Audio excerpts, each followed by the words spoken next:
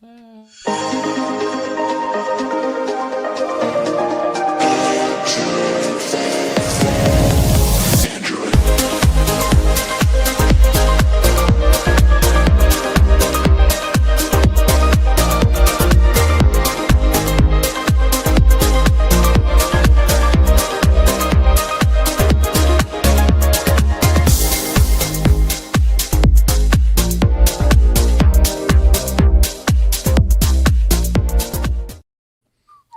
there we are. How we doing, everybody? Hi, guys. We're all together. Hello. Well, some of us are all together. Well, I mean, we're as together as we can be. So together again. I mean, we've all been through the ringer. I'm still recovering from last week. I don't know how you're feeling, Jason, but it definitely took me. Yeah. Yeah. No, it definitely did. It took a toll on me. Yes, last week was just crazy busy, and I went camping over the weekend, so I feel better. Well, I made the mistake of I stayed in San Francisco until Thursday, and then I took the 11 p.m. red eye, and I landed at 7:30 a.m. and went right into a work day, and then drove into Brooklyn and went to a show, and then got home at 12:30 at night, and then went right into a chance. And then went right into a 3-day weekend where I had to entertain the kids all weekend to make up for the fact that I was gone for a week, and so I just yeah. But Huyen, you were just all over the map, right? Yeah. So I was in Copenhagen. I did a lot of stuff for KotlinConf. I did like 3.5 hours of interviews. That was like 11 sit-down interviews, and all of them, like half of them were pre-recorded, half of them were like live streams. So I had to like, kind of like some of them were 5 minutes long, some of them were 30 minutes long, and because they were trying to keep up viewership on the live stream, because they found that between talks like the viewership would drop, so that was my responsibility, was to keep it going. We did like an hour of walkarounds, which is like, I'm sure you guys have done this before. People, like, a lot of people don't like being on camera. Maybe we're biased because we do this. Oh, I don't like being on camera. No, Okay, I can't stand it. Okay. I mean, this isn't really on camera. This is just standing in my office talking to you guys. Like when I've been in formal like shoot like camera and like I can't stand that. Like that's the worst. So we did walkarounds for like an hour, and then I had my own 45-minute talk to prep. A lot, like I only slept 3 hours that night. I lost like literally at least 2 nights of sleep, and then my talk, more interviews, and then the closing panel. And then I didn't hang out with anybody. No one saw me, like, except at the conference. But it was fun. It was worth it. I love the Kotlin community a lot. And, yeah, it was worth it. Did you see this new thing on StreamYard, by the way, Jason? That hey, chat room chat. So now, do you see this little box where the chats show up on there?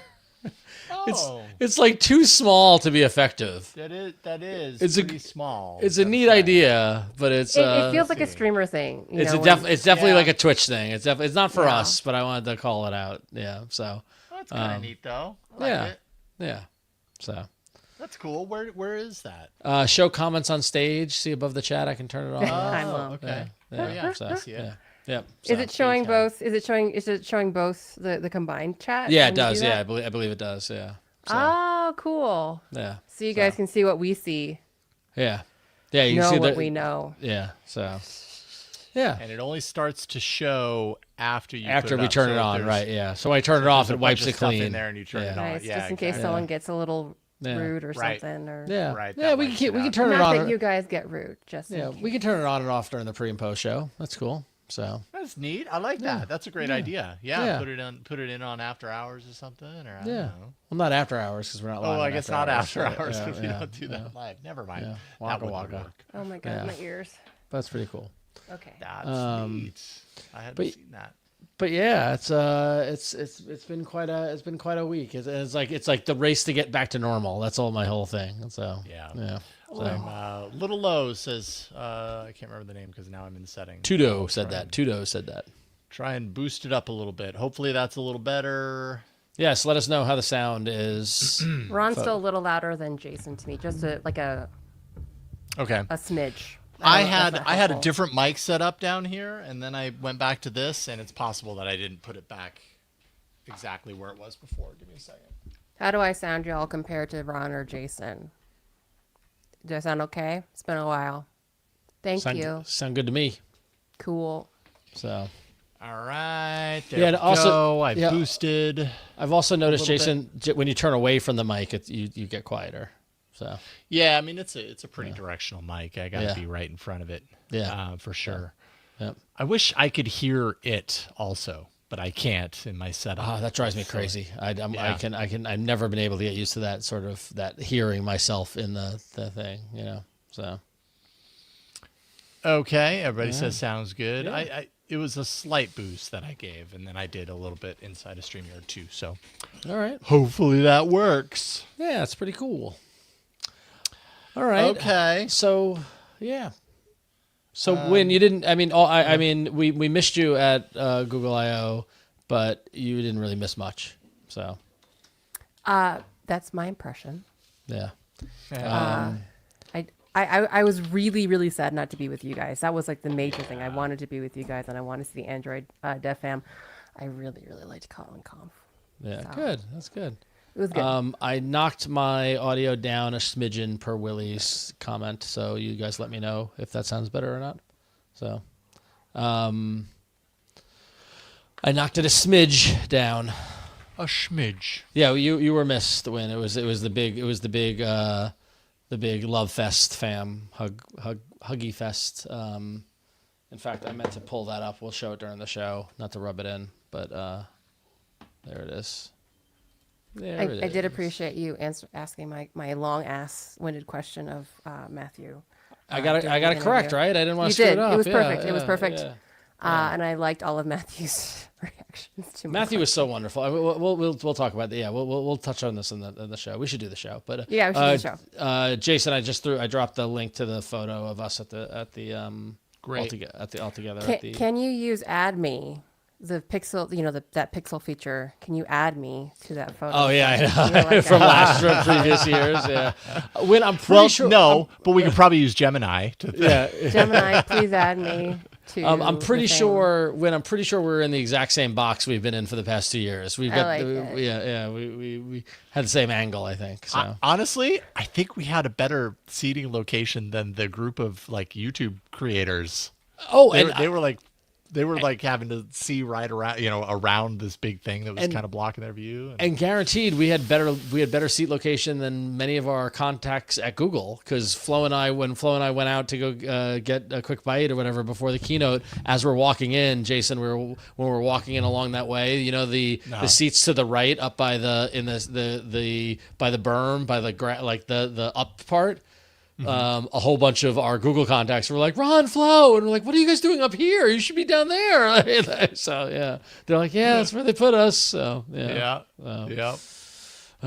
good times. All right, Cool. well, we can talk about it a little bit before the top of the show, and when you can talk about KotlinConf, and then I'll put in a link. There's one picture I can show the audience. I have more personal pictures, but I'm not prepared. Oh, cool. I'll Drop put- it in there. I just one Yep. little. You can see me at the bottom. Cool. I'm just realizing I have my overhead shot and I might want to use it for something. So let's see here. Where are you? Oh, Oh, I see. Are you okay. picture number 2 at the bottom there, Win? yeah. Yes, Is there a exactly. close-up? Yeah. Yes, it's that you can tell it's me because of the hair. That's I about saw it. Yeah, I saw it. Yeah. Yeah. All right. Okay, yeah, I think we're good. Okay, should we do this? Let's do a show. Let's Should do we do it. a thing? Freaking do a show. Okay, so the things are a little different because we got the billboard to do. So let's see here. Can I move these boxes? Do you want me to around? read the billboard since you're doing the intro, or it's easier for you to do it, or? Yeah, yeah, sure. You can do I that. don't know. Whatever's I'll easy. Move when I will stop my cam. Well, I guess it would be. Is it easier for you to do it? It might be easier for me. Yeah. Okay. You do it. Okay. So I'll I be can quiet. show that. I will remove you. You are now removing. You are stricken from the record. Let's see here. I'm just kind of getting my things ready. Okay. I think we are good to go. And if I need to redo it, I'll redo it. But here we go. This episode is brought to you by Planter. Arrange your garden and learn how to grow vegetables with this garden planner app. Get up to 25% off a subscription when you go to planter.garden/get/AF.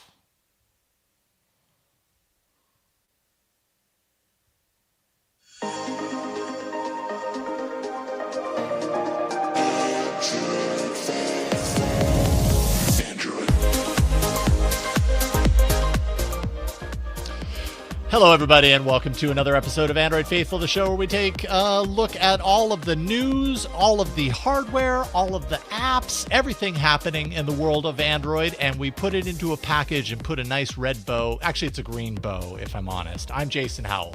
I'm Ron Richards, and it is quite green. And I'm Huyen Tue Dao, and it's wonderfully green. Android green, forever green. Yay! Not purple. And Win is back. I'm back. It's been a long time. I'm sorry, you guys. It has, Win. You've been very busy. You've been busy. You've been traveling, and you've been on the road. We're so happy that you're here. I'm happy to be back, you guys. I missed you guys. I'm I'm sad to have missed you guys and the rest of the Android fam at Google I/O, but I was having a busy time at KotlinConf. You had your KotlinConf. KotlinConf conference. Yeah, well, so we are a week. It is a week later from Google I/O. I'm still exhausted. Yes, we're still recovering. It was a wonderful time. We want to give a quick shout out and a huge thanks to Sam Bright, Matthew McCullough, Nia, all the fantastic people at Google who supported us and helped us while we're at Google I/O. It has really become such a delightful experience for us. To quote our good friend Michael Fisher, Mr. Mobile, the best press happy hour in the business, probably. It's such a wonderful time. Yeah. But we just want to thank them so much for their support at the show. And we had a great time, and a rare opportunity to be in the same place as Jason and Mashal and Flo. We were all together. Win, we missed you terribly so much. We were in our usual box seat there at the shoreline for the keynote.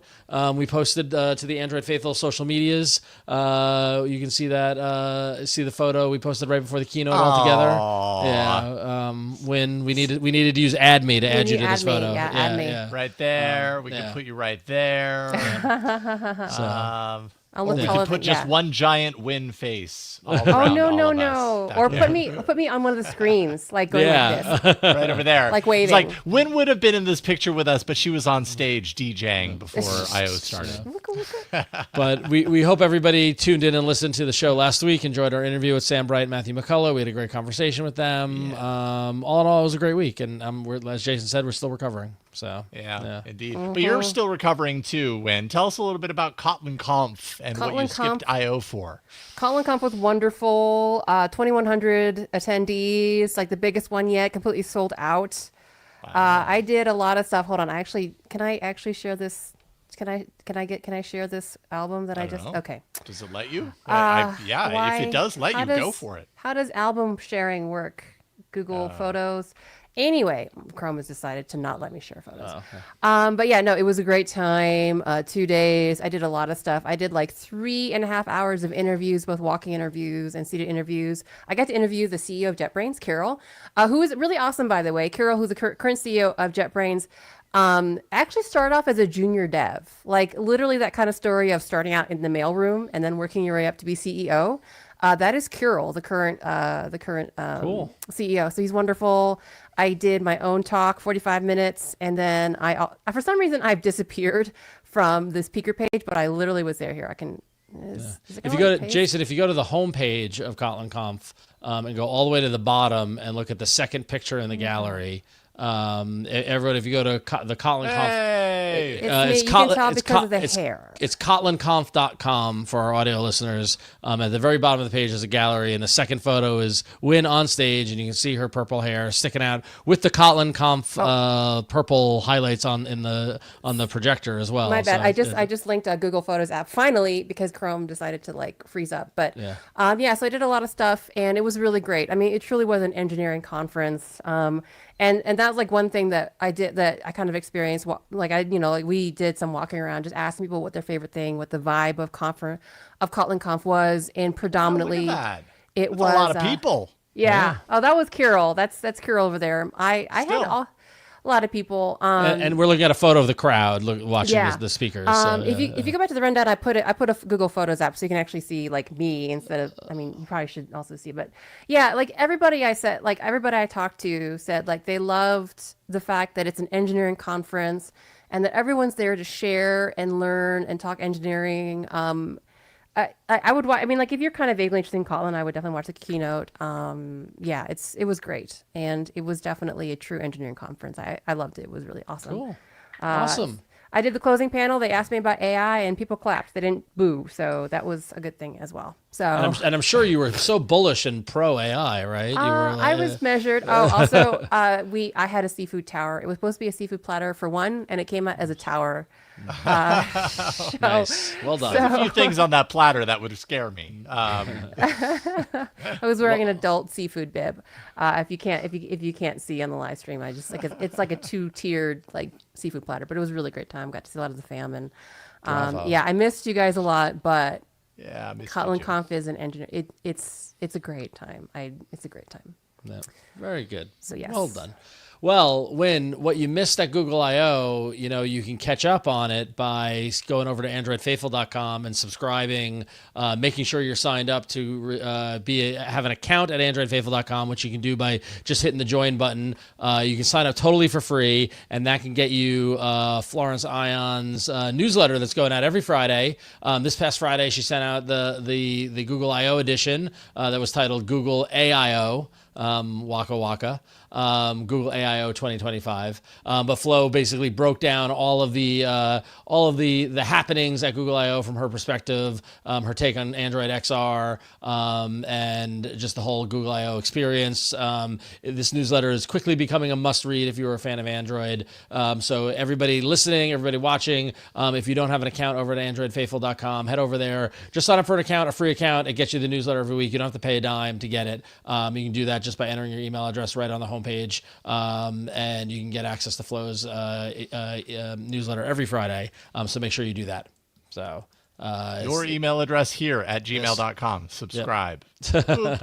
Done. So yeah, very excited to have that happening. And of course, after the show, after we're no longer live streaming, and once we finish recording the podcast, when Jason and I, we're going to record Android Faithful After Hours, where we're going to talk about the news stories that didn't make the cut on the podcast, and we're going to talk about some of the patron the patron voting stories that didn't get voted for to make it onto the podcast. It's a little extra DVD extras, as it were, and you can get that by heading over to patreon.com/AndroidFaithful and signing up at the $10 per month, the loyal listener level.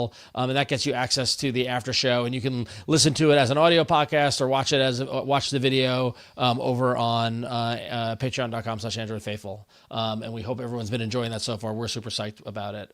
And the important thing is nothing changes about the podcast. The free podcast is free. We're doing the show the same way we've always done. There was some chatter in the chat tonight before the live stream started about, well, I hope they're not putting the good content in the after hours. We are not. We're doing this show the same way we've always done. After hours is just more of it. That's all. Yeah, exactly. I'd say priorities for like the biggest stories, it still goes into this main show. Yeah. It's just we always ended up with stories that we didn't have time for on the main show. So we're like, well, what if we just did that over there then? So we're not treating after hours as like our new home for all of the big stuff. And also when we have interviews with folks from Google or folks from other developers, other companies, that means we cut news stories. And that week we're like, well, I guess we can't talk about that phone or that thing. That week we're going to do it in the after hours. We're going to make sure we get it in, right? Like we have a finite amount of time every week to talk about stuff, and we want to make sure we give you as much content as we can. And it's up to you if you want to sign up and enjoy it over at Patreon. We hope you do, and we hope you support us in the process. So you can do that at patreon.com/AndroidFaithful. So thank you. With that, let's get to the news. And there's no news. Just check out After Hours. The show's over. No, I'm just kidding. Liars. I'm just kidding. But no, a lot of happening. If you get excited about things, a little thing called live updates, you've got a lot to be excited about when it comes to Android 16. First up, in fact, live updates is in Android 16 is coming to WearOS in 2026. Which has got a lot of people very, very excited. So this was actually revealed in a developer deep dive video that was posted, and that Google confirmed that live updates would be coming to WearOS in 2026, and that they also said that it was going to be available on foldable devices in addition to regular phones. And the execution of live updates on wearables is actually going to be very, very similar to what Apple did with live activities on watchOS. So if you're familiar with how that works, it seems like live updates on Wear OS is going to be very, very similar in that way. But yeah, so it looks like live updates coming to Wear OS, which is very, very exciting. But it didn't stop there with the live updates. Google then also confirmed that live updates is no longer just happening on Pixels. They are expanding the live updates to Samsung, OnePlus, Vivo, and Xiaomi devices. Good. Yeah, exactly. So Samsung's going to integrate live updates into its Now bar, which is something that we saw in the One UI 8 leak. And then OnePlus is going to introduce the feature through its live alert system, and Vivo and Xiaomi are going to incorporate live updates in their own custom skins. So this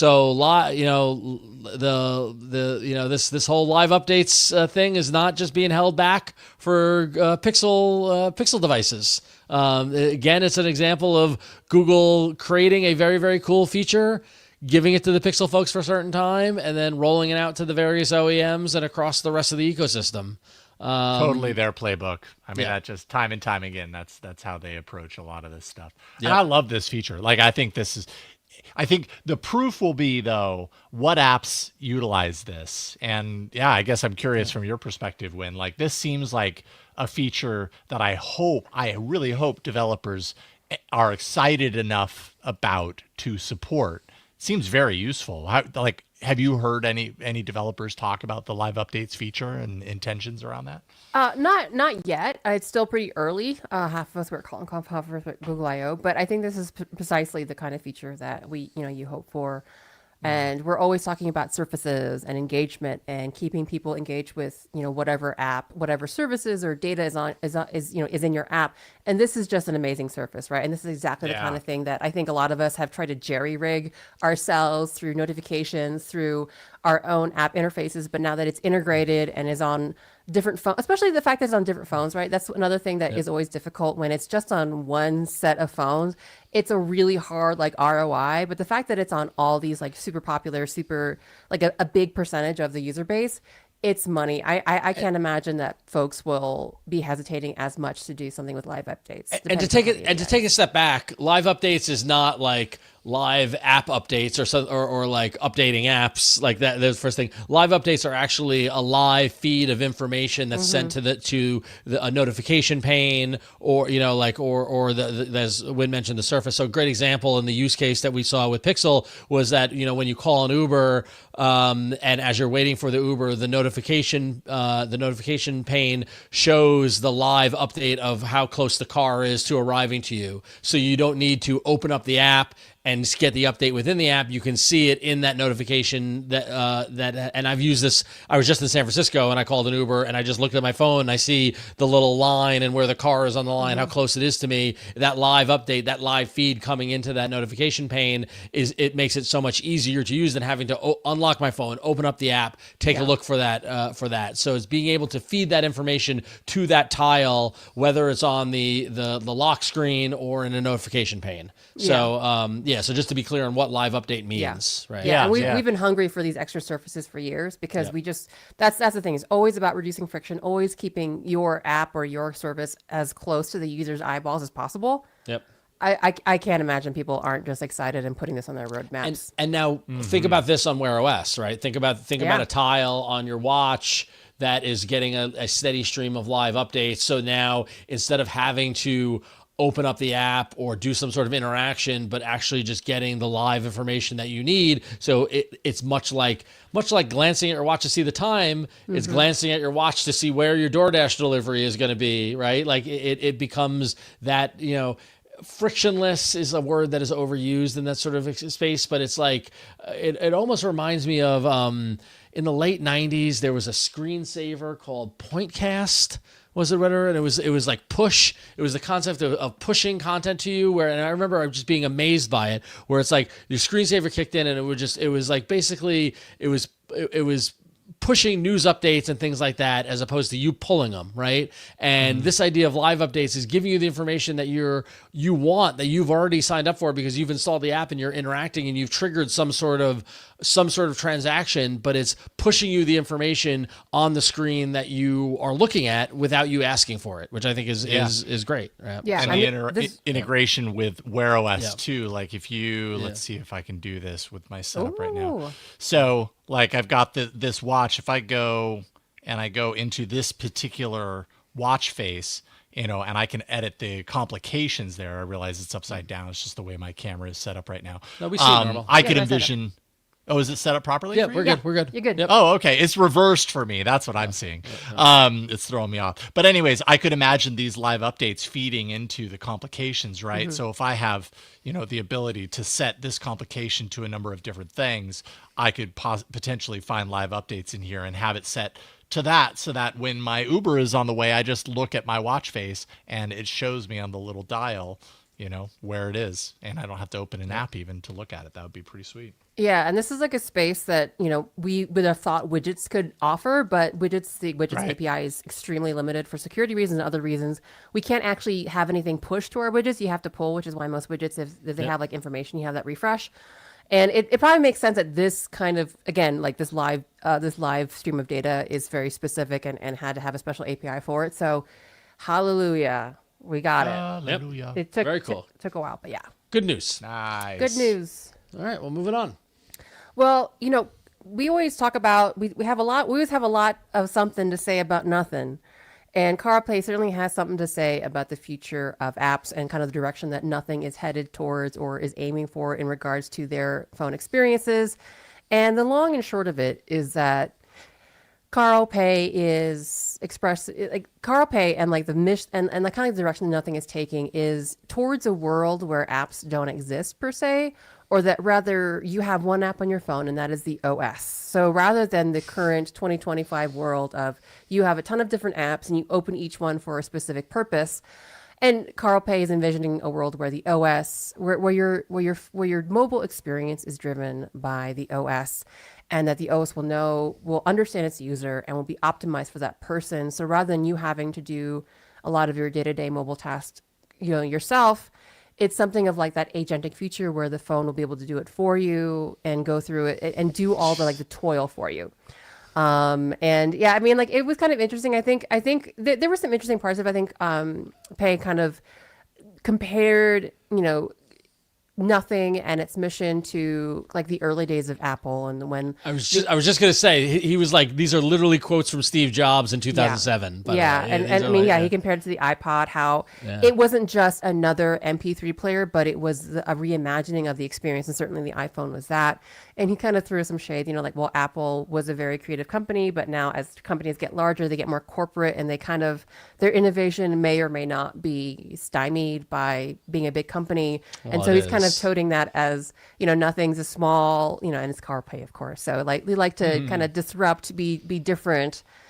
And so, yes, he's envisioning, and that was kind of like the demo that they did really briefly last year from one of their London employees, where they showed the kind of primordial goop that was like a kind of their version of an agentic assistant, where it does everything. You just ask it to do a thing and it does those things for you. But he says that long-term goal, that, one unified experience, not individual apps, is maybe 7 to 10 years out because, quote, people love using apps. But that, the Nothing Phone 3 and the experiences that they're building now are towards that future of an appless world. Well, so two thoughts here. One, my thought was the Apple thought, which was that he was just, echoing. It's like let's not forget that when the iPhone launched, apps did not exist. Right. Mm-hmm. Right. There was no app store. There were no apps. Everything was going to run in Safari. Yeah. Right. It was all going to be web-based and all that sort of stuff. Let's not forget that. Number two, just reading that headline made me laugh. Like, oh, has Carl been hanging out with the rabbit guy? Right? I mean, that's what he's describing. Maybe that's is what like he's the holding. Rabbit. Yeah. He's holding a dark gray version of the rabbit. Maybe. Right. I saw an article, by the way, that Rabbit's working on their next device, apparently. Did you see that, Jason, in the AI No, I didn't AI see world? that. But Yeah, I'll send you that link. Yeah. they're not completely out of it. Oh no! If anything, I feel like they're just gonna stomp their feet and be like, "No, we're real. Everyone hates us." Yeah. So I will say about this idea that AI comes along and replaces apps. It makes it so that apps don't make any sense anymore because the agents do it all for you. And this is something that I spoke about specifically when I spoke with Samir Samat at Mobile World Congress in the interview. That interview is on the AI Inside podcast if you want to go back into the archives and check it out. But I asked him about this specifically, and I thought his response was appropriate and ties into this very specifically for now. Maybe not 10 years down the line, because who knows? 10 years is a long time. I mean, we've noticed that 2 years is a long time when it comes to AI progress and advancements and everything. But definitely for the foreseeable future, Samir said there's no way that the AI gets to a point right now where you don't need apps on the phones, because not only are consumers used to having the apps and comfortable with that, and that might change over time, but businesses want something that is in their control, wants something that they can brand. They have a likeness, they have a storefront, they have these things that they need because it's their business. It's not just that business does this thing, but it's that they can reinforce their business and their likeness through apps, and how kind of create a relationship between the customer and the business itself through the apps. And so if this happens, it will be a ways away. I believe that too. I thought it was a good answer. No, I'm 100% with you, Jason. Even just the logistics of every single little every single little microeconomy that you can think of, whether that's banking, whether that's like shopping, whether that's any kind of service you can make. There's a lot of like domain specific considerations, user experience, like even just like legal stuff. Like my husband works in fintech, so I'm always thinking about like legal compliance. It would be a lot to ask one company to handle all those things seamlessly and safely across all these different domains, across all these different companies. So, but I'm with you there. I'm like, I don't see like big companies being okay with their brand hidden behind what could be like, the utopian, harmonious, like single app, single assistant. But who knows? Maybe that's just us being short-sighted, and in 10 years, Carl Pei will be right. Like I said, a lot can change in 10 years. Yeah, the negotiation between the agentic OS and those app services. I mean, it always harkens back to like the challenge, like when Facebook gaming was such a huge thing, and Zynga and all these companies were making millions and built on the back, and then Facebook just pulled the rug out from under them, and they all went under. And the lesson was you can't build your business on someone else's platform, and essentially that's what millions of businesses have done with Apple and Android in terms of they built on their OSs. And like what happens in a world where Uber isn't needed anymore as an app, right? Like where it becomes a service, an API call that an agent, and like how does that change their business model? And what does that do to their brand, right? Like it opens up a whole host of other questions. So it does indeed. It's wild. So Not saying it can't happen. Not saying it won't happen. But I don't think not saying that it will. Not saying that it will happen. Not saying that it won't happen. Who knows? Que sera, sera. What will be, will be. So. What will be, will be. Well, the Google. future's not ours to see. Oh no! Here we go. Music break.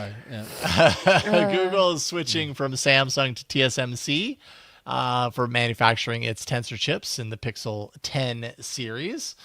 Hadley Simmons has an article on Android Authority about this.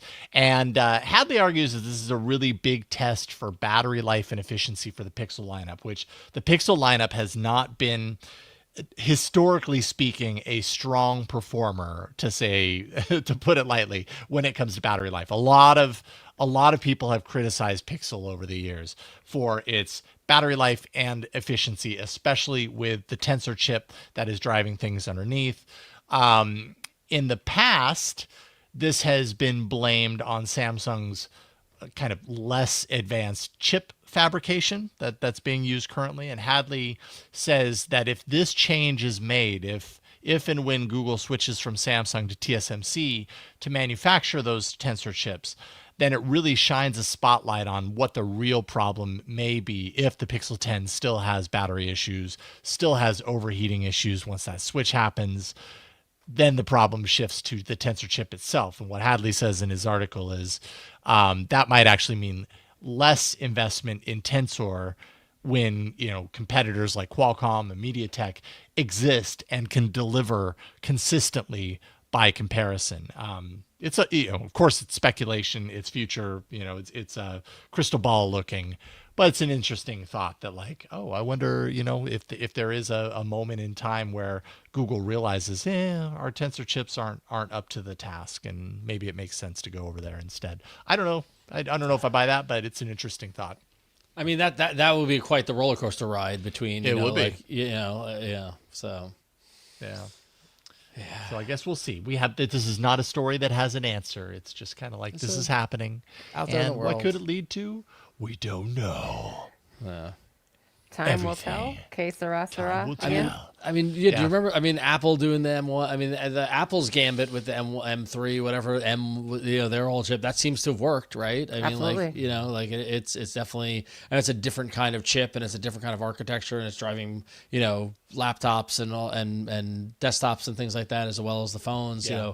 Whether or not Google, has learned from them or has not been as successful as them with Tensor or not. Yeah, I don't know. And then you got Samsung. Right. Samsung has its own Exynos chips, also uses Snapdragon. And then now I think this year, using the Snapdragon, even though they had their Exynos, and in the past it's been but they use Exynos, in their international markets. That's their chip. And now kind of doing what Hadley is sort of talking about here. Yeah. Maybe we'll just use the Qualcomm. Yeah. Because it works better. So anyways, interesting. Wild. We will see. Wild world of chips. Wild world of chips. All right. Well, it's now time for our patron pick. So every week on Monday, we post up 3 stories, and we allow our wonderful, wonderful patrons to pick from these stories to decide which one we talk about right now during the main show.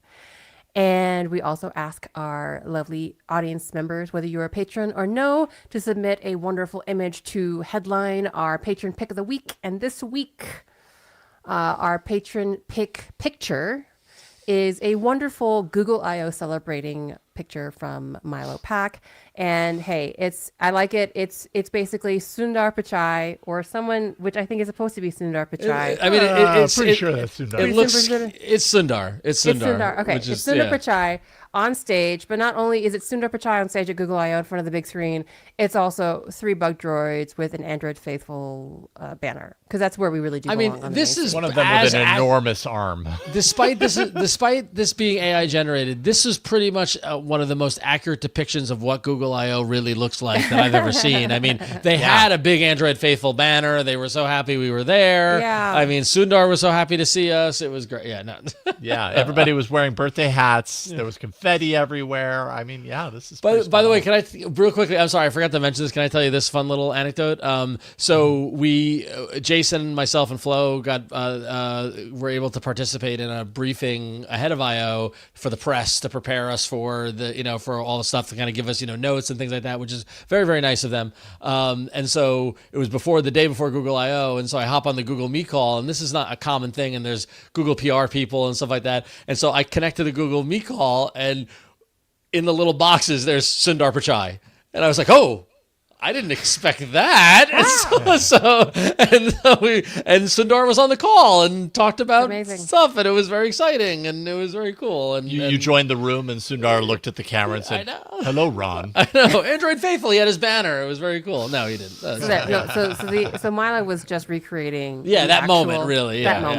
So good job, Milo, on that photo. Milo. Yeah. How did you know? Sundar welcomed y'all with open arms, like literally. I want to know what this robot is doing to get that arm so buff compared to the other one. He's got reach. It's extension. You just gotta do the hard work, man. He's got to go to the gym, do the hard work. By the way, those are Pixel 9s that they're holding. Right? Those are very. Yes. I mean, good job on. I don't know what Milo used to generate this image, but those are. Not only does it have a correct Google I/O logo, a correct Google CEO, it's spelled Android Faithful correctly. The bug droids are correct, although inconsistent. Correct Google Pixel phones, and it really does look like the stage at the shoreline. Yeah, like it's got to be Imagen, or Imagine, or whatever they call it. Imagine. The latest Imagine that they announced at I/O. I think one of them is a Pixel 9 Pro and one's a Pixel 9 regular. Because or 9A maybe. Yeah. Or because of the size of because the Pro has 3 cameras and the baseline had 2. Anyway, really wonderful job, Milo. This is, we're just having fun, just playing forensics on this and just determining like how we could recreate this in real life. But okay, so we did have 3 stories that that patrons voted on this week, and the least winningest one, with 16% of the vote, was Google Wallet will now alert you about your ticket or pass right when you need it. Sounds very useful, but we're not going to talk about it right now. The second most winningest was I got an early look at WearOS on the Pixel Watch 3 at Google I/O. 36% wanted to talk about WearOS 6, but we're not gonna. Right now, we're going to talk about how Google says Android 16's new desktop mode builds on, quote, the foundation of Samsung DeX. And I know that we're the Samsung DeX fam over here. And so, yes. So the new desktop mode, actually, if you wanted details on this, some gentleman named Mishal Rahman, I don't know, you guys might know him or might not know him, wrote up a little article. This is kind of been leaked. So this new desktop mode has been leaked in kind of the previous betas, but people will be able to kind of more broadly experience it in QPR1. Is it QPR1? Is it QPR1? And so yes, this is basically desktop mode for Android. And it includes things like all your favorite desktop features, like enhanced windowing support, so that you can have like kind of freeform app windows.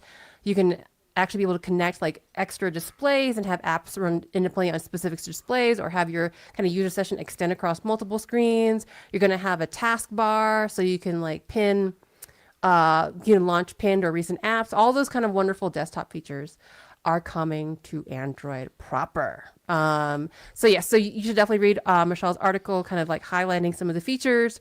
But I just thought it was really interesting because during the developer keynote, friend of the show, engineering manager at Google, Florina Muntanesco, just dropped all casual like that, Android developers should really be developing for, adaptive, like be more adaptive with their apps for screen displays. And the reason that is because of good practice, and also because it is coming and it was built on the foundation of Samsung DeX, and they have been collaborating with Samsung, building on the foundation of Samsung DeX to bring these enhanced desktop capabilities to Android 16, so you can get more power and productivity out of your workflows and Android. So it was really interesting, especially since, we've got a lot of love for Samsung DeX around here, and that Samsung DeX isn't being supplanted so much as being leveraged to bring this desktop functionality to Android 16. So that this was really cool. Yeah, I mean, it's really interesting, and the difference. Nice, Jason. It's happening. Yeah, I mean, like it's funny how Dex went from a punchline to something we joked, Jason, that we joked about years ago. Like, who's going to do this? To as recent, like a couple, this year we've had so many of you in the audience sending in your Dex setups and people who actually use Dex, and now there's all this energy around Android desktop mode, right? Which is, really exciting. And, so the patron pick, confirms that Google, is building on what Samsung did with Dex, right? So you're seeing this iterative, on the shoulders of giants. And then Mishal's article goes into, more detail about the fact that, not only did it get, briefly mentioned at Google I/O, but, the fact that it is indeed coming very, very soon, and you'll be able to try it within the QPR, is just even more exciting, more of a reality that we'll see it in Android 16. And like the dream of just plugging your phone into a display and having a desk where you can do all your stuff is almost a reality. And why, in my mind, it was a punchline with Dex, but when it's in Android, it's something I want to use. I can't tell you. I don't know why. Interesting. Yeah, I'm still kind of like, okay, that's neat. I don't know that I'll have a use for it, but Willie in the Twitch chat says, I wonder if this will be the foundation of a way of Android XR, which is a good point, because in Android XR, basically, it's going to be, it's when you put on those goggles, I'm sorry, I have a hard time with the goggles, but I do want the infinite canvas. You have the idea of an infinite canvas where you can sit at a desk and you've got, windows and stuff like that. I wonder, and we'll have to talk to folks at Google to understand what the difference between desktop mode and Android XR desktop quote unquote desktop mode will be like, if there's any shared, anything shared between the two of them, in how they work.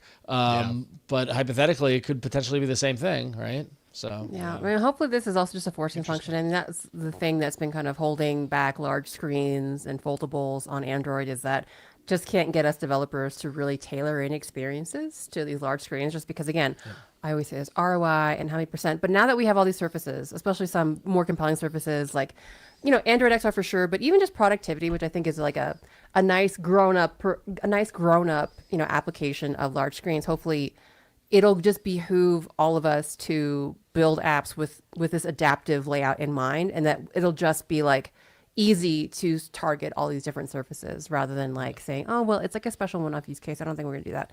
Hopefully it'll just become a standard and you'll be able to use your apps everywhere.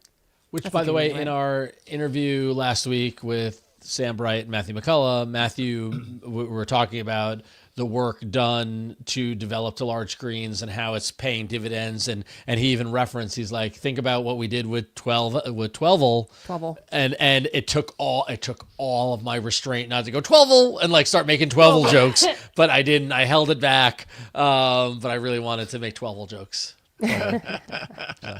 Because he said that would have been a real dated joke there. It would have been. Because 12 felt like a week ago. By the way, like a couple of months ago, and now here we are in 16. But yeah, 12. Yeah. 12. Yeah. It's like 12 just happened yesterday. 12 just happened. What is time? Yeah. What is time? Yeah. So all right. So that was that was this week's patron pick, and we have to shout out patrons like Brian Blankenship for both picking the patron pick of this week and also just supporting the show. And if you would like to support the show as well, head on over to patreon.com/AndroidFaithful, and you can join the ranks of our wonderful patrons with your patron picking and just supporting the show and keeping us going. If you want to hear us talk about the two losing articles, the early look at WearOS 6 and Google Wallet, tune in for Android Faithful After Hours over at patreon.com/AndroidFaithful. So heck yeah. We'll be talking about those. Ooh. So, yep. Word up. Yes, we will. But right now we're not gonna.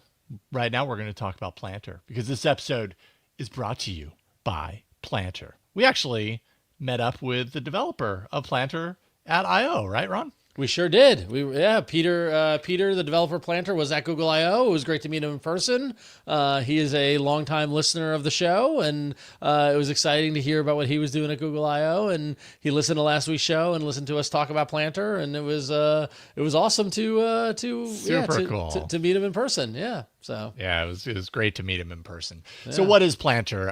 Planter is all about getting your garden going. And actually, I can just show you real quick here, and then I think Ron even has it fired up. But if you go to planter.garden, that's the site that'll take you right there, and you can take a look. Planter.garden/get/AF, and make sure and capitalize the it doesn't matter. It can be capital or lowercase now. Yay! Planter.garden/get/AF in whatever case you want to do it in. So excellent. It helps you in a very well-designed fashion plot out your square foot gardening, essentially. And I think I talked about this a couple of weeks ago. My wife used it a number of years ago. She had a new planter box that I helped build for her, and she had it all plotted out and had it all square foot divided and everything, and needed a way to kind of track what she was planting in each different division.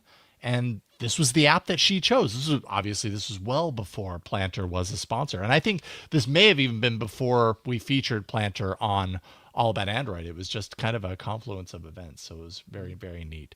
But yeah, Ron, you have it running on your phone, and we can somehow... I sure do. System, right? So if as 2 weeks ago when we talked about Planter for the first time, I made the pledge that I mentioned that my kids love going into our next door neighbor's vegetable garden and picking flat plants, and they love gardening, and they love my wife is always tinkering outside with the plants and stuff like that. So sat down with my daughter and Planter, and we plotted. I said, okay, Luna, My daughter's name is Luna. I said, you can create any garden that you want. And so here is the garden that Luna and I created.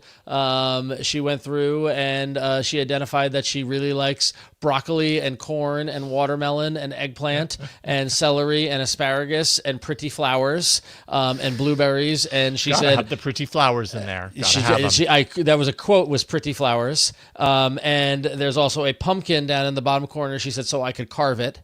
And I said, yes, you can carve it. And then she also pointed out that she wanted to plant some beans because she likes beans. That's her nickname. We call her Luna Beans. And so this is, and it's, and just to show, I mean, this is the garden that we put together, but it's, you can move stuff around. It's as easy as just picking them up and moving them within the grid. And when you want to add stuff, you just hit the add plants button and you can scroll through an awesome library of all the stuff that's in here. Whether it's, flowers, if you're planting a flower garden, or if you're planting a fruit and vegetable garden, they've got everything in here. And I was challenging my daughter to be like, tell me the things you like to eat. And we were like searching for the things that she wanted to do. And sure enough, we found it, and it was great. I mean, it was one of the things that was in here. Where is it? What was this one?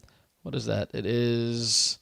I don't know what that was. Neat. You tap on that and get the info. Yeah, there was spinach. There you go. She wanted spinach. And so we searched for spinach and we found it, and you get all this information about it in there, and it gives you information about how to space it, where to, how much to water it, how deep to put it in, when to harvest it, the soil pH, like all this great information that you get from it, and really, really, really impressed with the amount of work and the amount of information that's gone into it. It's more than just picking plants and plotting them into the garden, which is a lot of fun to do and almost be like a game. But when you get that information about the various different plants and the varieties, I mean, it's one thing to say I want to plant tomatoes, but do you know how many different types of tomatoes there are? There's so many different types of tomatoes, and you gotta do it correct. If you want beefsteak tomatoes or cherry tomatoes or whatnot, and you want to make sure the combative plant relationship. You don't want to plant it, by cauliflower because it will deplete the nutrients and that sort of thing, right? So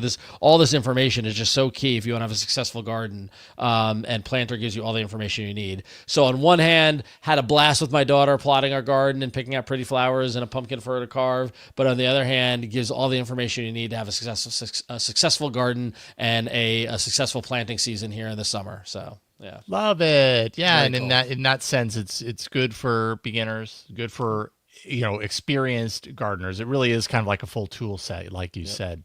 It's not just a grid. It has a lot of deep underlying information and kind of controls for how you can manage and maintain your planting bed, your planter bed and everything. So awesome. Really, really cool stuff. So we think that you should go and support Planter because by supporting Planter, you are supporting your planter box, and then you're also supporting the show. Let them know you heard about it through Android Faithful. It's planter.garden/git/AF. No longer need those capital letters. It's just planter.garden/git/AF. You'll get 25% off a premium subscription. That is planter.garden/git/AF. And I mean, it's the perfect time right now. It's beautiful weather.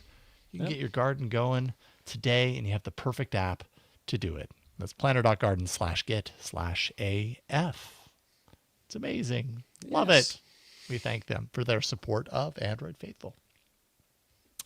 Yeah, sorry, I was blocking your face with the lower third. I apologize. No, I was enthusiastically pointing to the banner. Yeah. It was fun. I just think it's really cool that we have like an app developer. I love that as a sponsor. It makes me feel really happy. It's so cool me too. And it was so cool to meet him too. Yep. It's super cool, dude. Like cool, totally one of us. Like we could have hung out longer. I wish we could have hung out longer. But yeah, really great to meet him and great everybody from our community. And if you are an app developer out there and you listen to the show and you're part of the community, write in, even if you don't have the money to sponsor the show, write in, tell us about your apps. We want to hear about what you guys are making. Yes, and we know there's so many out there. We would love to spotlight you guys. Let's help spread the word. We talked about Planter years and years and years ago, and Peter came back around and was like, yeah, I want to sponsor the show because you guys helped me out years ago, and that's how it all works. And so it's a big community, and we all take care of one another. So I love that. So excellent. 1,000%. All right. Should we talk about some hardware? Let's do it. Let's do it. All right. So Go, I Ron. love the fact that we're coming up now that we're past Google I/O and Android 16 is imminent. The next thing on our radar is the Pixel 10, and sure enough, the closest thing we have to it are leaks. It is now May 27th. You can reset the calendar. It's been X number of days since we've had a Google Pixel leak. And sure enough, this comes from the fact that a gentleman was strolling around apparently Vancouver and stumbled upon a commercial shoot where they were shooting a commercial for the Pixel 10, and he captured some video of the commercial shoot happening, and commented on the fact that it seemed to be very overproduced and using macro zoom cameras, Panavision cameras and things like that, and also caught some shots of the storyboards, which showed very prominently the Pixel 10 in all of its glory. So there it is. So as predicted, the Pixel 10 doesn't look that far off from the Pixel 9. So it really doesn't. Yes, and the key Very thing similar. and the key thing coming out of this is the tagline, which appears to be the catchy "Ask more of your phone," which plays right into the Gemini. Yes. Ask, kind of thing. So we'll see what they do. Indeed, it does. But there it is. So they're shooting the commercial for the Pixel 10, which, right now in May, that seems right about right if you're going to go for an August launch, right? That seems about, in terms of production, it's going to go into edit soon. Yeah. So we'll see. So there it is. There's your leaky peaky at the Google Pixel 10. Not surprised to see that it looks just like the Pixel 9. Did we know if this person was shooting these photos with a Pixel? Like, I just want to know if like a Pixel leaked to the next Pixel or something. Oh, it's a good question. No, he didn't clarify what he took. So the user on Twitter or X, or whatever, that posted it was Mark's Gone Public, and he's a photography person, and he didn't say what he very snarkily posted. He said, just out for a walk and stumbled on a full-on commercial shoot for the Google Pixel 10. They had a macro probe lens, a Panavision rig, and 20-plus crew members to film someone holding a phone, laughing, crying emoji. If the Pixel camera's so good, why not just use it? Eye emoji. Yeah, if the Pixel camera's so good, why don't you just use that? Why do you have like this professional snarky studio? But he did not say what camera he used to shoot that. So yeah. I don't know, whatever camera you used, got some pretty good close-ups. Yeah. I mean, zoom enhance. Yeah. Well, he's a definitely photographer, has some sort of extension on it. Yeah. I just think that's that irks me. If the Pixel camera's so good, why don't you just use it? Why do you have to have this, these professional videographers with professional equipment? Panavision. Because that's what you do. A Panavision. That's rig. how it's done. Yeah, I know. That's why. But anyways. You know that Apple shoots it with a Panavision rig and all this sort of stuff. Anyway. But Yeah. No, they don't. they use an They iPhone. just have an iPhone, and that's all they use is just an iPhone. Sorry. Too funny. Okay. Sorry, my annoyance is coming out. I apologize. It's okay. hide It's a it. group therapy session. We all just kind of let it out sometimes, It's just that's what we're here for. That's Okay, I what feel we're here better for. now. Thanks for listening. Okay. my TED Well, how Talk. about a different phone that's not a Pixel? And There's a how lot of about Pixel today. Yeah, we got a Pixel, but how about a Pixel rival that offers, wait for it, 7,000 milliamp battery? Because that is what RealMe is offering with the RealMe GT7 and the GT7 Dream Edition. Yes, you heard that right. 7,000 milliamp battery paired with 120 watt charging. That's just insane. And they claim that you can get from 1% to 100% charge in 40 minutes. Manufacturer Realme claims this combination is the first for the industry. Both the Giganto Big O battery along with the super fast wire charging. And you might think that maybe that going at these speeds, the phone might slightly catch on fire or something, just given that, it's so much battery and so fast. But the Realme GT7 actually will supposedly have a cool back. It has where am I go find it? Where is it? It has a graphene layer along the back that should kind of account for that should be an improvement over the thermal conductivity of the previous compared to a glass cover alone.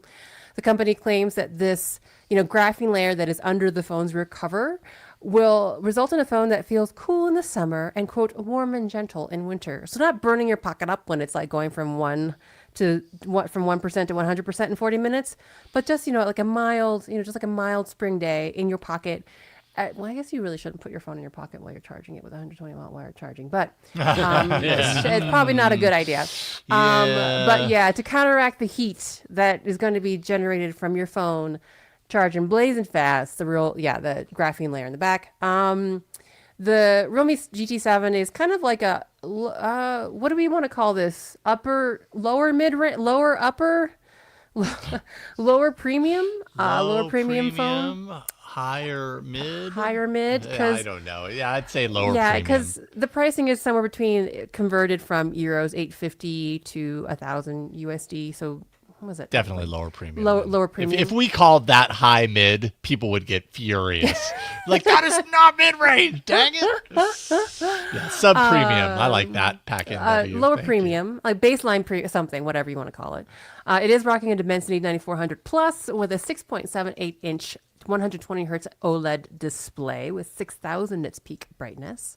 It has a triple rear camera array with a 15 megapixel main camera, 50 megapixel 2x telephoto, and an 8 megapixel ultra wide camera, as well as a 32 megapixel front facing camera.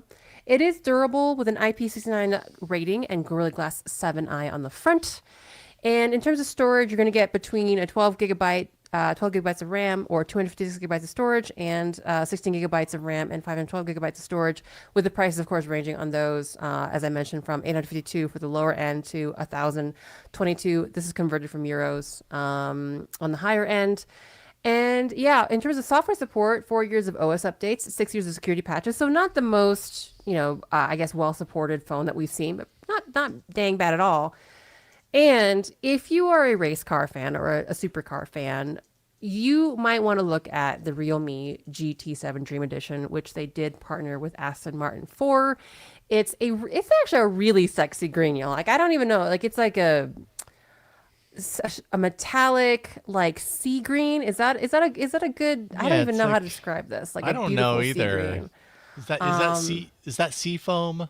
Seafoam. It's like a really gorgeous color. It has the Aston Martin logo on the back. It's got two lines that go from like the top sides of the phone, kind of like almost like a hood of a racing car, kind of down to the bottom with RealMe. Definitely has automotive design. It does. It does. Obviously, yeah. Yeah, and the camera array shares that kind of really sexy, kind of metallic green, sea foamy kind of green color. But yeah, this is the Aston Martin F1 edition. So yeah, like the early bird pricing on these, actually, if you really are interested, are 650 euros and 700 euros more or less, until June 9th. But yeah, a lot of things going on here. And of course, what phone in 2025 would be complete without AI features? And of course, RealMe has them as well. The two that are noted specifically in this write-up by Android Authority are the AI Planner, which is actually pretty cool. So the AI Planner allows a user to double tap on the back of the GT7, and that double tap will enable scanning of on-screen content. So like just whatever is on your screen, whether it's chat apps, emails, social media, whatever, and it will automatically generate a schedule or reminders in your calendar based on the information on your screen, which I think is really, really cool. Yeah. Because I think one of my favorite things that Gmail has ever done is just to make me calendar invites for my flights. Now, with AI Planner, RealMe is letting you do that with pretty much anything, whatever it can find on your screen, which I think is pretty cool.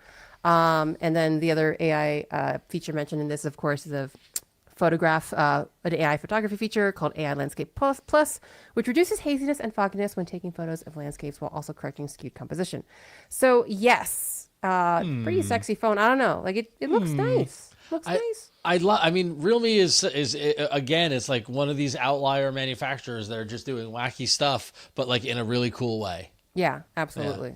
So, absolutely. I dig it. Never see it in the U.S. Nope. But we can look at it and drool at it from here. I mean, it is it's really pretty. Yeah, no, RealMe phones are often, when they come up, I'm like, God, I just want to get my hands on them. I want to review a RealMe phone. RealMe, hit me up. Let's go.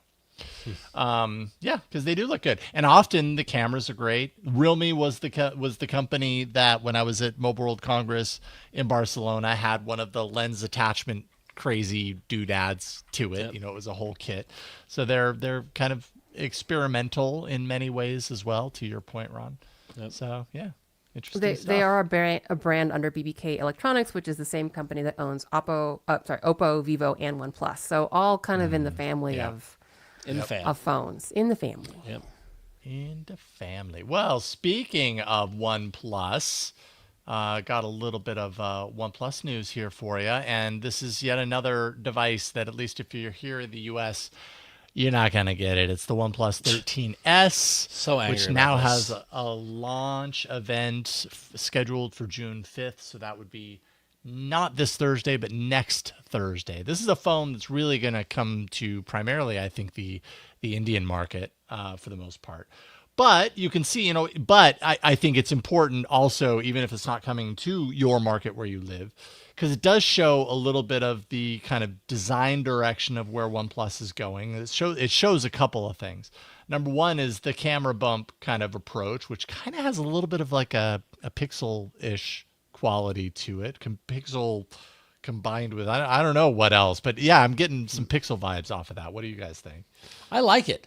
It reminds I like me it of too. something. I don't know what it reminds me of. I don't know if it's a Pixel or Yeah, It definitely looks like the Pixel Fold back. Pixel Fold. That's what it is. Yes, that's what it is. There we Yep. go. Yep. That's what it is. Yep. So you got that. And then it's replaced. This is, I think, the more controversial piece of news about this. And I feel like we've heard this before. This feels like deja vu, but I have a feeling it's going to stick this time. Is that OnePlus is not launching this phone with an alert slider. This might signal the end of the alert slider for good on OnePlus phones, because we are seeing a trend, and you kind of talked about it a little bit with the previous phone by RealMe. RealMe doesn't have an AI button, but it has an AI action, double tapping on the back.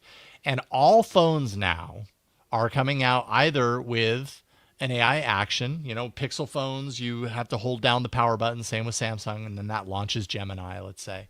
And then you've got the nothing phone with the essential space, the essential button, or whatever they call it, that I actually really liked in using it.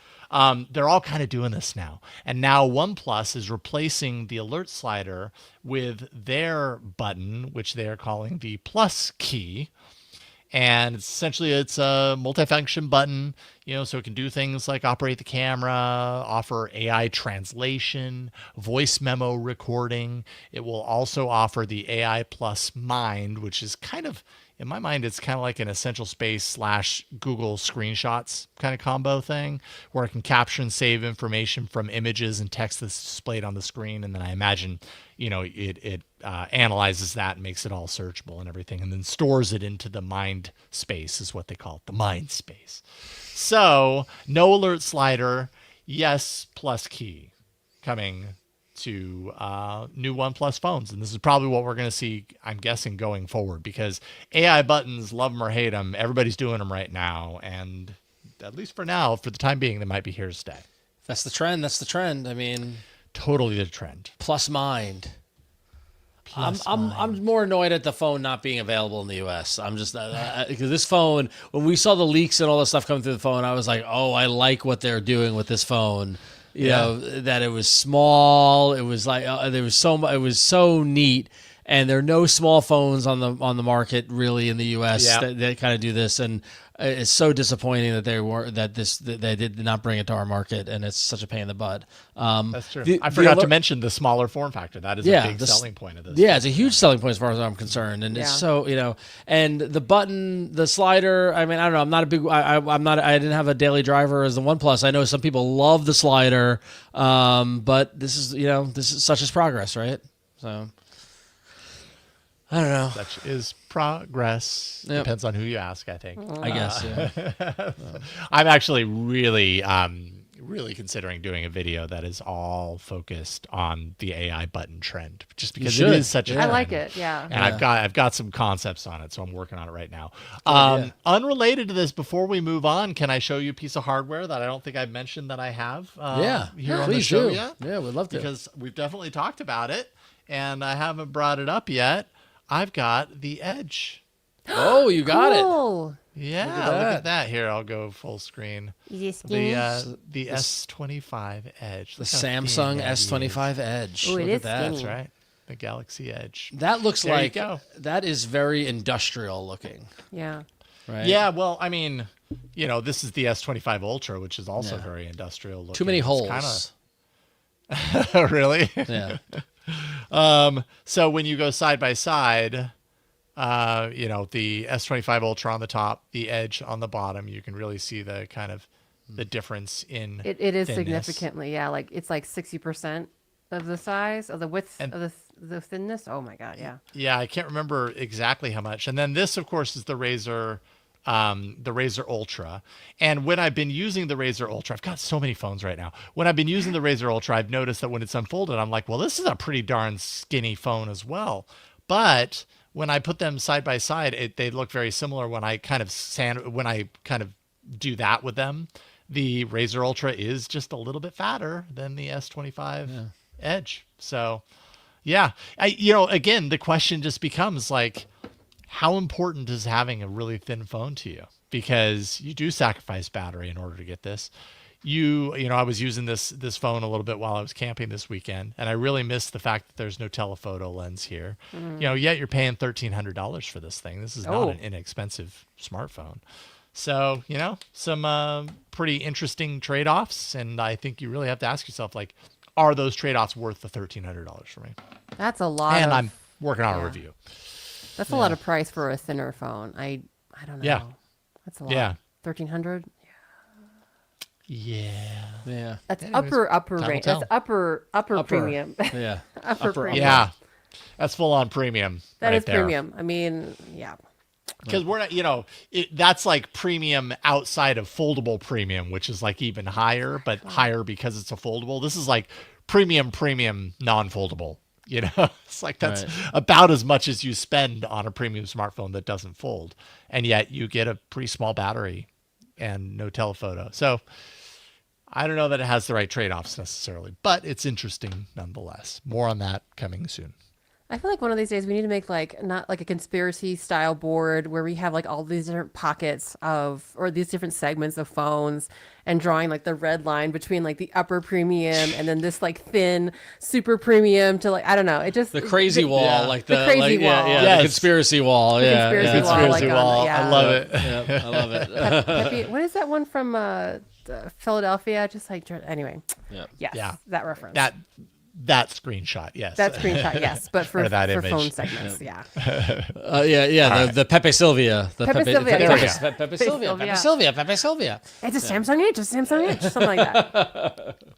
All right, we're going to take a quick break. Yep, let's do it. And when we come back, we got some app news and a few emails from you. That's coming up in a moment. Oh, the return of Facer. So nice. Facer never left us. No. I mean, they did leave us for a little bit. I remember we reported on this last year where because of WearOS 5 and because of the new watch format that came with it, I just lost it. The watch, the watch face format that Google introduced in WearOS 5. Unfortunately, Facer was incompatible with that version of WearOS 5, but fear not, Facer friends, because in their community forums, Facer has announced that the full Facer experience is coming back to WearOS and is better than ever. And I think they did mention this last year that they were working with Google to make this happen. And so Facer's coming back with their faster, smoother, and more powerful than ever in WearOS 6. There is going to be full support for Facer Premium in WearOS 6. There's going to be instant syncing, so you will actually be able to use the watch face push, which syncs faces directly from the Facer app to your WearOS watch, so a little bit like less friction there, just like the original Facer experience. And they've already converted thousands of their faces to the new Google Watch format.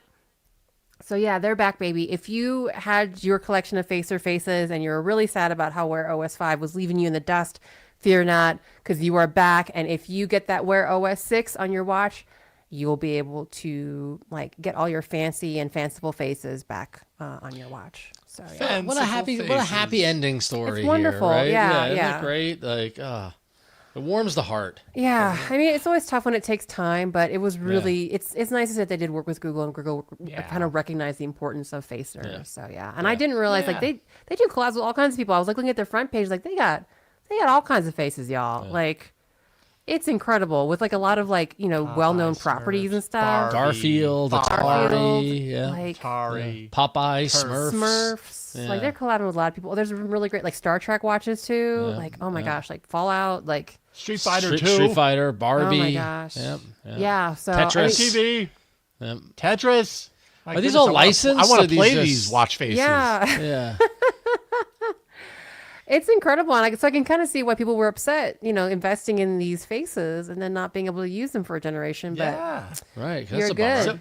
So the Street Fighter 2 one, is it like actually playable? That's what I want to know. Like if this is your watch face and you just when you're bored, you just tap on the car and start destroying it. That would be awesome. These are burning questions that I have about this. Well, I'm really happy because this is Facer is just one of those storied legacy Android brands that just kind of speaks to the awesomeness of the Android platform. You know, kind of Tasker did that. Facer does that. What you can do, it deserves to exist. Yeah. Totally. Yeah, no, look at it. No, actually, they Star Trek, Teenage Mutant Ninja Turtles, Dungeons and Dragons, Fallout, MTV, like all these are legit brands. I can't wait, dude. I have never used Facer, but I'm a Facer fan already. I'm ready. I might actually dust off my watch and start wearing it just to use Facer, just to have a Paul Frank watch face. So I'm ready Sean for my in chat says they are licensed and they also partner with luxury watch brands too. Cool. So amazing. Very clever. There's a lot of money behind this coming back. I guess that's why it behooved everyone to make this work. So exactly. Yes. Google's like, oh, don't want to tick off all the watch brands, the brands that want to play with it. Google is rolling out a few new features to Android Auto. And, we kind of heard some Android Auto news in the last handful of weeks. But this is kind of cool. New Spotify support, if you happen to be a Spotify user anyways, for Spotify Jam, which is essentially a collaborative playlist feature. So if you happen to be in the car and this is running, then anyone in the car can scan a QR code and throw songs into the queue in the car. I think that's pretty neat. So everyone can get involved. Android Auto will also soon support web browsers and video apps. There will, of course, be restrictions that limit their use to while you're parked. But I thought that was kind of neat. I like the collaborative kind of, community inside the car, choosing songs together like a family. That's neat. Yeah. So that's good stuff. That's all I have.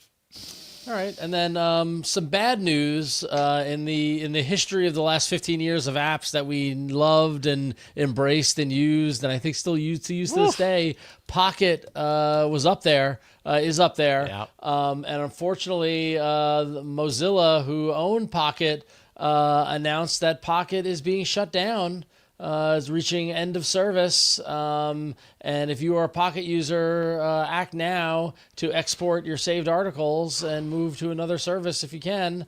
Really kind of sad news.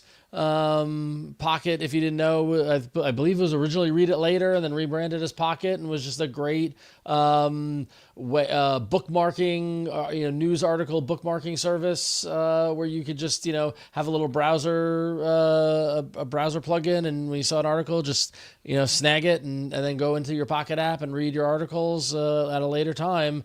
I don't know why Mozilla would shut it down, but they are. And then I had to laugh because my old friend Kevin Rose, who is restarting Dig, posted to Twitter, posted to X. I don't know if he did it, tongue in cheek or realistically. I haven't talked to him or anybody else in that world about it, but he offered to buy it from Mozilla. As far as I know, Mozilla has not responded to him. But who knows? But if he can pull that off and give it a extended life, that would be nice. Because Lord knows I do love Pocket. So same here. I'm also friends with an Android dev who's been working on it for years now, like almost 10 years now. Marchin's been working on it. So it's a bummer, huge bummer. So yep. Yeah, I've got a ton of stuff, but I I haven't used it in a long time. Like I'm actually looking through it right now, and I mean there are some things that I've used in the last like 2 years because it's like obviously gear that I was researching for doing what I'm doing now. Yep. But yeah, it used to be one of those apps. I actually talked about this today on DTNS. It used to be one of those apps that, one of the few select apps that when I set up a new phone for review, it was one of the first ones I logged into because it was integrated into everything that I did around podcasting. It was that was where I saved stories for All About Android and the other shows. I remember. And when I'd sit down to put together a rundown, I'd open up my Pocket list and there's all the stories. And when I stopped using Pocket, I didn't really replace it with anything. Like I don't know what I replaced it with. Not anything. So I think the way we absorb news changed. Maybe. And the idea of like bookmarking and flagging became, we're getting more curated feeds and and that sort of thing. So okay, that makes sense. With this AI, like with AI kind of going out and summarizing and doing research for us and deep and all that kind of stuff. Maybe that's just the writing on. Maybe they were seeing the writing on the wall that, as you said. And if they didn't have the commitment to evolve it to the new world order in that way, shape, or form, then what's the point, right? And so, and Mozilla is a nonprofit, and they have a very specific mission. And if it doesn't fall within that mission, who knows? So. It's a bummer. Either way, it's a bummer. So when there's a good app that people love and use and it goes away, it's always a sad day. So, but hopefully they can try to sell it off, and if Kevin wants to buy it or someone else wants to buy it, hopefully they can make a deal as opposed to just killing it. Be interesting to find out. Indeed. So, all right, well, it's going to wrap up our apps, but we got a couple of emails from you, the audience. We'd love to hear from you. You can always email us at contact@androidfaithful.com and win. Why don't you give us the first one? Yeah, the first one comes from across the pond. Go for it. Yep. Okay. And so the first one comes from Dave from across the pond. Hey guys, this is just for you from your resident UK patron. Keep up the fantastic work as we approach summer. Been playing with a lot of the new AI tools, and in particular, the AI Studio app, which is fantastic. Loving your work. Whilst I'm writing, and I remember you talking about Android also recently, and the safety of its use whilst driving. It's such a shame that there's no technology that brings buttons out on the screen when buttons appear in the user interface. I know a company called Tactus was working on it a number of years ago, but it never seemed to come to fruition. This would have been ideal to feel a physical button on the screen when driving. Live long and prosper, Dave Denyer. And we actually have a video of this Tactus technology. And so, what Dave is talking about is basically the screen forming tactile, kind of actual tactile areas where you can actually, where there's actually this looks like a depression. Are those depressions? Is that what I'm seeing? Does it go? Like little divots? Does it dip? Does it change? Does it dip or does it push out? It's hard to see. Or I think both. It's a dip. It's out. It looks like it's popping out, or I think it might be both, to be honest with you. Oh, okay, so but this is it looks like a touch screen, and touching or activating a certain gesture. Oh, that's weird. Yeah, it's like the buttons kind of bubble out of the screen. The screen kind of bubbles out. I don't need my keyboard to pucker. Yeah, it puckers. No wonder that didn't work. But it's a fascinating idea because obviously, like having non-tactile feedback when you're trying to keep your eyes on the road. Is a thing. And so, a technology like this is a great idea. It's cool technology to see this kind of screen, as Jason said, pucker. But it is very interesting, but maybe. The B1 pucker display. Yeah, you can still see a soft keyboard image on the display, and then the screen has like little either divots or the opposite of a divot. Yeah. It bubbles out to form a physical key that you could kind of feel. I just want to pop it. Yeah. Like, is it? No, I'm just kidding. That would be like a whole different class of like YouTube video. Yeah. It is interesting. I mean, I honestly, I'm surprised that this is, from like 12 years ago and we haven't seen that any, like progress. Progression. I think for the longest time, probably the mentality was we don't need something like this because touchscreens are fine. It took them some time to get used to touchscreens, and now they are, and everything's fine. When you're talking about in the car, like you said, there's a movement back towards tactile, because it does make more sense when you're driving and you really have to keep your eyes on the road to have some tactile feel to the controls. So Yeah. I actually don't like. I mean, that's one thing in cars. I prefer dials and buttons in a car. Like, I don't want to have to like dive through menus to change the AC Yeah. to like do all these things. Like certain things, like sure, Bluetooth and music, fine. And I shouldn't be focusing on driving anyway. But if it's like I guess I just miss dials. I was Yeah. Dials and buttons work. It's They established. work. Yeah, exactly. So Anyway, Yeah.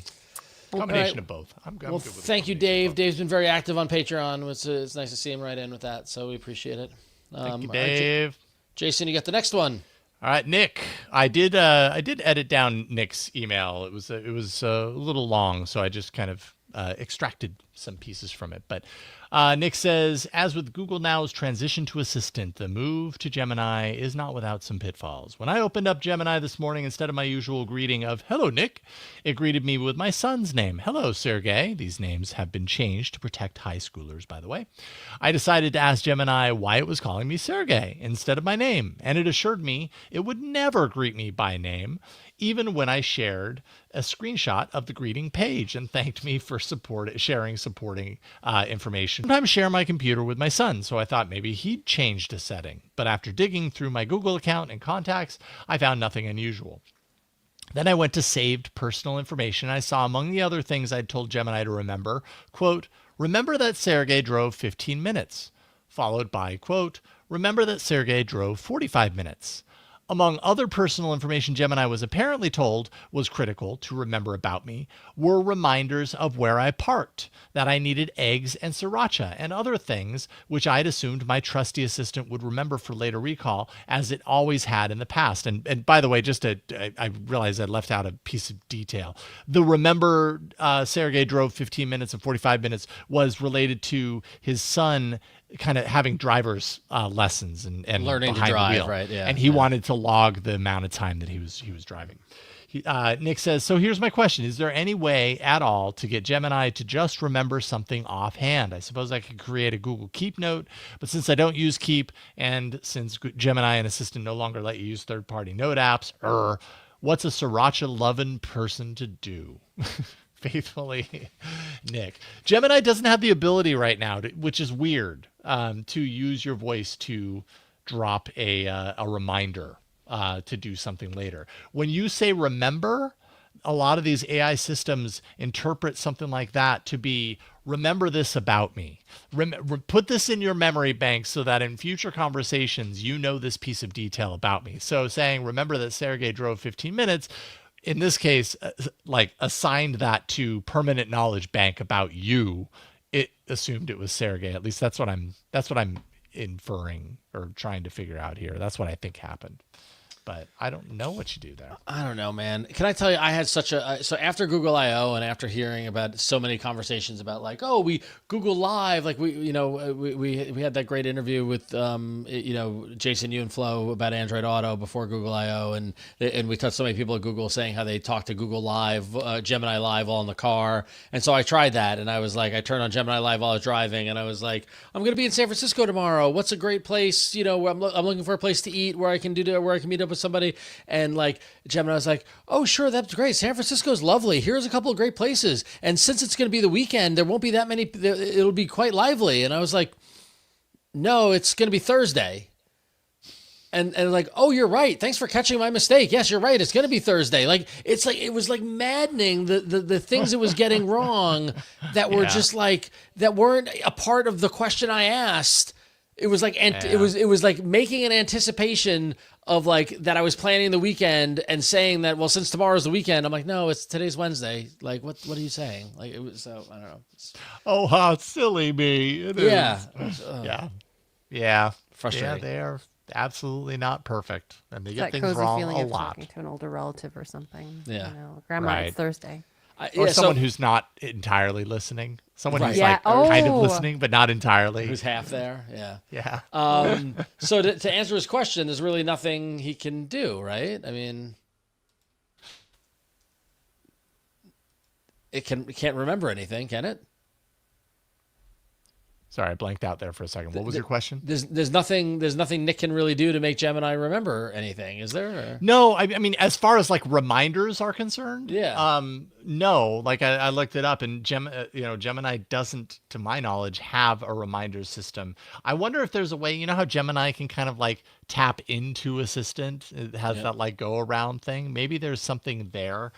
But this is where something like, I realize you don't have the Nothing Phone 3A as one very specific example. But when I was using the Nothing Phone 3A and it had the Essential Space tied to the Essential Space button, that's where that thing actually became really handy, because I could tap that and fire off a voice command, remind me to blah, blah, blah, blah, blah. It would file it into Essential Space, and it worked every time. And it's kind of maddening that Gemini doesn't have that. It's weird that it doesn't have that, right? But it doesn't seem to right now.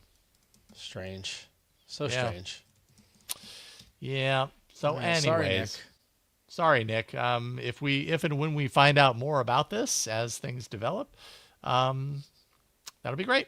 We'll let you know. Hopefully that happens soon. But anyways, anyone who wants to email us can do so. Contact@androidfaithful.com. And that's it. That's all right. We are at the end. We have reached the end of this episode, but there is more, of course, in After Hours. So patrons, you have more coming to you. Those of you not with the After Hours game, I'm sorry. This is the end of the show. Win, what do you want to leave people with? Just go check out stuff I do. Just like my talk at KotlinConf and all the interviews I did, like 11 of them. I'll probably post those up on my website, randomlytyping.com, and just find me. I don't really social media much these days, but if you find a Queen Code Monkey, it's probably me. Probably you. Probably you. Instagram's probably the best place. But yeah, that's it. Okay. What about you, Ron? Just a reminder, go to androidfaithful.com and sign up for the newsletter. And you can also sign up if you want to support us. You can sign up there with a paid plan, which gets you access to all the wonderful perks that we also offer over on Patreon. It's all over at androidfaithful.com. You can get Flo's newsletter by signing up there for free. But we'd like you even better if you sign up on the paid one, because to help us keep the lights on. So we thank you for everyone for your support over at androidfaithful.com. And follow me over at social media at RonXO. I post nonsense. So there you go. Yes. Love the nonsense. Yes, indeed. Definitely androidfaithful.com. If you want to follow kind of what I'm up to and everything, youtube.com/@JasonHowell. Also AI Inside Show is the AI show I do. I do DTNS with Tom Merritt. I'm a busy guy. Aren't we all, though? We're all very, very busy. I did post a video a few days ago about Google I/O and kind of just compiled a bunch of my thoughts from my time at Google I/O. So if you're curious about kind of extended thoughts around my time at I/O this year or this time around, go to my YouTube channel. You'll find it there. But that is it. That is everything that we have for you this week. Thank you so much for joining us each and every week on Android Faithful. You can always, like Ron said, go to androidfaithful.com and follow all the good work that we're doing there. We got Flo writing the newsletter, so definitely follow for the newsletter. And then, of course, the Patreon, patreon.com/androidfaithful is where you can go to support us on a deeper level and get so much extra when you do that. And then, you can find us on the socials. We do share things on the Instagrams and the threads and the Facebooks and all the other places and whatnot. So just find us there. We'll see you next time on Android Faithful. Bye, everybody.